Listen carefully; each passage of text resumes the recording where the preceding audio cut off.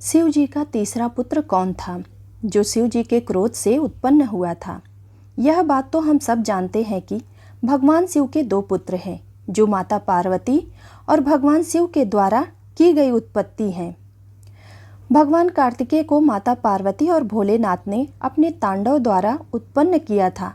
वहीं भगवान गणेश को माता पार्वती ने स्वयं अपने हाथों से बनाया था और उनमें जान डालकर भगवान गणेश की उत्पत्ति की थी।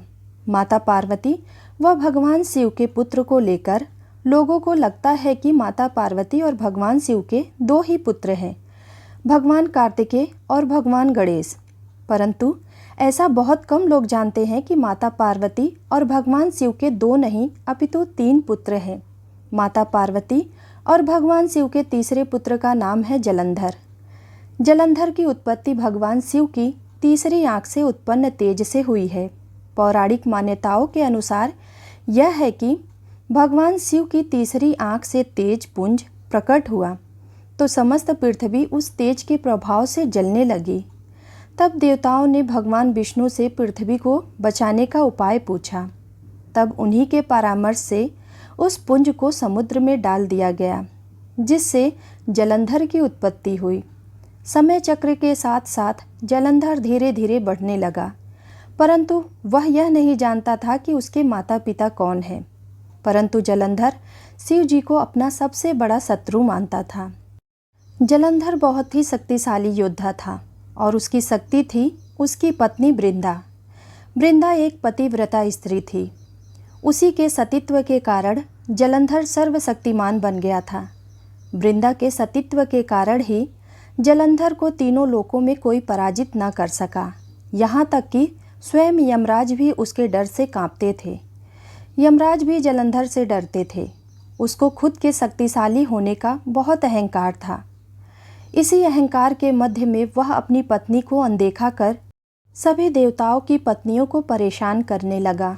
जलंधर यह बात जानता था कि उसकी शक्ति के आगे कोई नहीं टिक सकता सिवाय भगवान शिव के। इसीलिए उसने खुद को सर्वशक्तिशाली दिखाने के लिए सबसे पहले इंद्र पर आक्रमण किया और इंद्र को हराकर स्वर्ग का अधिपति बन गया। उसके बाद उसने भगवान विष्णु पर आक्रमण किया, क्योंकि वह शिव के तेज से उत्पन्न हुआ था। इसीलिए स्वयं शिव ही उसे मार सकते थे। इसी कारण जलंधर ने भगवान विष्णु को परास्त करके वह ज्यों ही माता लक्ष्मी की तरफ बढ़ा, तभी लक्ष्मी जी ने उससे कहा कि जलंधर, तुम भी जल में उत्पन्न हुए हो और मैं भी जल से ही उत्पन्न हुई हूँ, इसीलिए हम दोनों भाई बहन हुए। माता लक्ष्मी की इन बातों से वह प्रभावित हुआ और उन्हें बहन मानकर वहाँ से चला गया। उस जीत से उसको अपने बल का और अधिक अभिमान हो गया। उसके बाद जलंधर ने कैलाश पर आक्रमण करने की सोची। उसने सोचा क्यों ना कैलाश पर आक्रमण कर पार्वती को अपनी अर्धांगिनी बनाया जाए। अगले दिन उसने अपनी सेना को साथ लेकर कैलाश पर चढ़ाई कर दी। उसके बाद भगवान शिव ने जलंधर का वध करने का प्रयास किया, परंतु भगवान शिव का एक भी प्रहार जलंधर का कुछ नहीं बिगाड़ पाया। सारे प्रहार उस पर निष्फल जा रहे थे।